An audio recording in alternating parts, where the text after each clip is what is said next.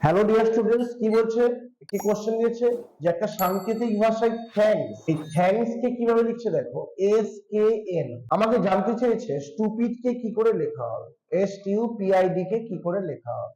ঠিক আছে, দেখো এই থ্যাঙ্কস শব্দে 6টা লেটার আছে, 6টাকে ইকুয়ালি করলে দেখো প্রথমে আসছে টি এইচ এ, এই ফার্স্ট 3টে লেটার দেখো, লাস্ট 3টে লেটার হয়ে গেছে। প্রথম 3টে লেটার কোথায় গেছে, লাস্ট 3টে লেটার হয়ে গেছে। আর লাস্ট 3টে লেটার এন কে এস, দেখো এটা উল্টো দিকে, প্রথমে বসেছে এস কে এন। তাহলে আমাদের প্রথম কাজ কি হবে, স্টুপিড শব্দে লাস্টে যে 3টে লেটার আছে পি আই ডি, এটা ঘুরিয়ে কি লিখবো, ডি আই পি। এখানে যে ফর্ম ক্রিয়েট করেছে এইভাবে, এখানে যে রুলস, যে লজিক অ্যাপ্লাই হচ্ছে, এখানে সেম লজিক অ্যাপ্লাই করতে হবে। তাহলে এখানে ফার্স্ট 3টে লেটার এস টি ইউ আছে, এখানে লাস্টে 3টে হবে এস টি ইউ। তাহলে অ্যান্সার হচ্ছে DIP S T U. DIP S T U, দেখো কোন অপশনে আছে, অপশন দেখো ডি তে আছে।